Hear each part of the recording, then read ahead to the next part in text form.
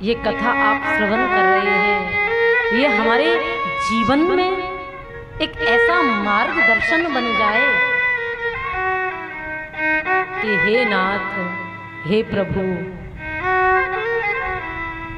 कभी आपका विस्मरण ना कर दें और जो भी कर्म हमारे द्वारा किए जाएं, हे नाथ, ऐसे कोई भी कर्म हमारे द्वारा ना बन जाए जो आपके नेत्रों के आगे हमें बंधुओं माताओं सरविंद की हो।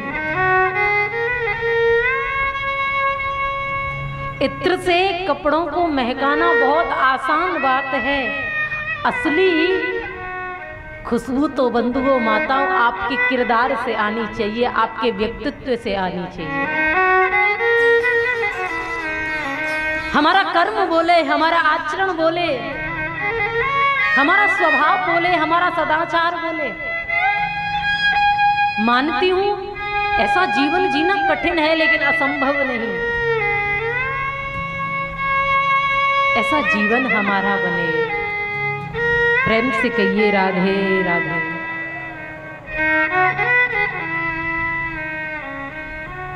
YouTube के माध्यम से और यहाँ जितने भी हरिभक्त इस कथा का रसास्वादन श्रवण पान कर रहे हैं, तो वृद्ध आश्रम से मुझे एक भाव याद आता है, आप सभी से निवेदन करूंगी।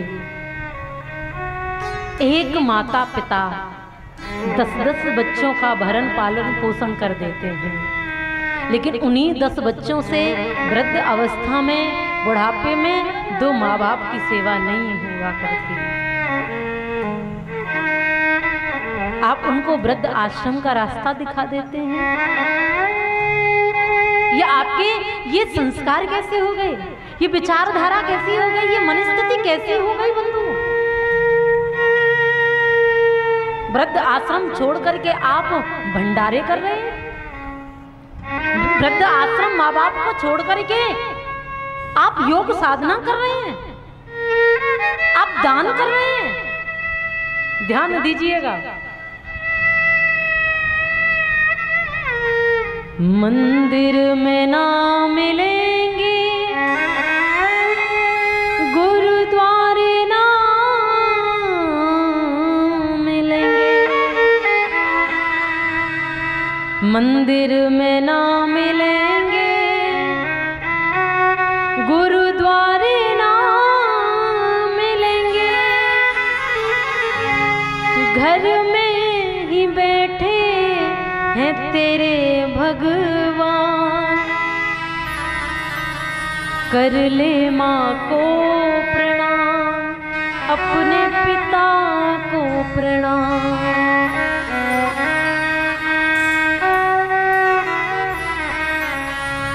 हो कर ले माँ को प्रणाम, अपने पिता को प्रणाम। अब घर में तो माताजी पिताजी जल के लिए आस देख रहे हैं कि बेटा आएगा, बहू आएगी, जल देगी, पानी देगी। बेटा और बहू बाहर महाराज भंडारे कर रहे हैं, जल वितरण कर रहे हैं, दान कर रहे हैं महाराज। तो माफ कीजिएगा, आपके द्वारा ये जो भंडारे किए जा रहे हैं, ये जो दान किया जा रहा है, वो ठाकुर जी तो स्वीकार नहीं करेंगे। अब आप जनता को, समाज को खुश करने के लिए कर रहे हैं तो आप करते रहिए, लेकिन ध्यान दीजिएगा, ये दुनिया कभी किसी की सगी ना तो हुई है और ना ही होगी। ये बात हमेशा याद रखिए।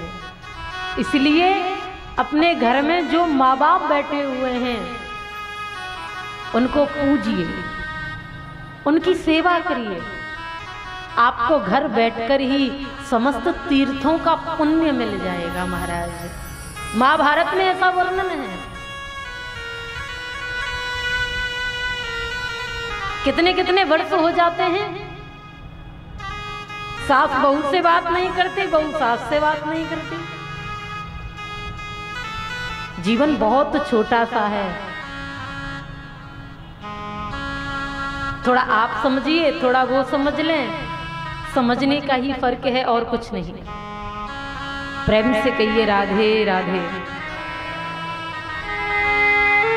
ठाकुर जी के चरणों में हम यही प्रार्थना निवेदन करें कि हे प्रभु, जब से आपका दामन हमने पकड़ा है